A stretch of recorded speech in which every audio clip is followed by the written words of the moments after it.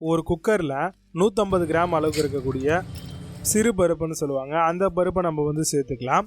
அது முழுகிற அளவுக்கு நம்ம தண்ணி ஊற்றிக்கலாம். கூடவே கொஞ்சம் தண்ணி வச்சுக்கோங்க. சாம்பார் எவ்வளோ தேவையோ அந்த அளவுக்கு நீங்கள் தண்ணி வச்சுக்கோங்க. இதில் நம்ம நறுக்கி வச்சுருக்கக்கூடிய வெங்காயம் 2 வெங்காயம் நல்லா பெரிய சைஸாக எடுத்து அதை நல்லா நறுக்கி வச்சுருக்கோம். அதை கூடவே வந்து நம்ம சேர்த்துக்கலாம். இது வந்து 1 பாட் டிஃபன் சாம்பார் அப்படின்னே சொல்லலாம்.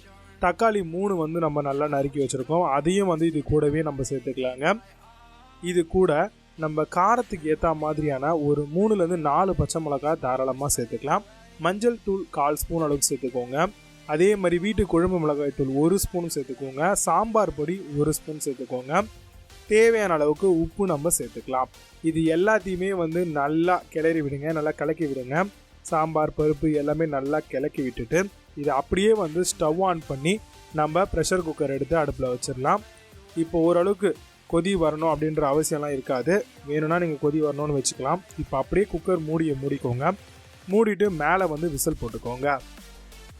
இதுக்கு வந்து நம்ம ஒரு 2லேருந்து 3 விசில் விட்டால் போதுமானதுங்க. பருப்பு நல்லா வந்து உங்களுக்கு ரெடி ஆகி சாம்பார் எல்லாம் பக்காவாக ரெடி ஆகிடும். இப்போ சாம்பார் வந்து உங்களுக்கு ஆல்மோஸ்ட் எல்லாமே சூப்பராகவே ரெடி ஆகிடுச்சு. நல்லா ஒரு கலக்கிடுங்க. பருப்பு எல்லாத்தையும் நல்லா கலந்து கொடுங்க. கலந்து விட்டுட்டு இப்போ இதுக்கு ஒரு தாளிப்பு கொடுக்கணும் இல்லையா, அப்போ ஸ்டவ் ஆன் பண்ணி தாளிப்பு கரண்டி வச்சுக்கோங்க. அதில் கொஞ்சமாக ஆயில் வந்து சேர்த்துக்கோங்க. சேர்த்துட்டு ஆயில் காஞ்சதும் 1 ஸ்பூன் அளவுக்கு கடுகு சேர்த்துக்கோங்க. கடுகு புரிஞ்சதும் 1/2 ஸ்பூன் அளவுக்கு ஜீரகம் நம்ம சேர்த்துக்கலாம். சேர்த்துட்டு கொஞ்சமாக கருவேப்பிலை நம்ம சேர்த்துக்கலாம். சேர்த்துட்டு அது அப்படியே வந்து பார்த்திங்கன்னா நம்ம சாம்பாரில் இந்த ஒரு தாளிப்பை ஊற்றிடலாம். ஊற்றிட்டு நல்லா வந்து கலந்து கொடுங்க. நல்லா அந்த சாம்பார் பருப்பு எல்லாத்தையுமே வந்து நல்லா கிளக்கிட்டிங்கன்னா உங்களுக்கு சாம்பார் வந்து சூப்பராகவே ரெடி ஆகிடுச்சு. இப்போ இதை ஒரு பவுலுக்கு ட்ரான்ஸ்ஃபர் பண்ணி இட்லி தோசை கூட அழகாக சர்வ் பண்ணலாம்.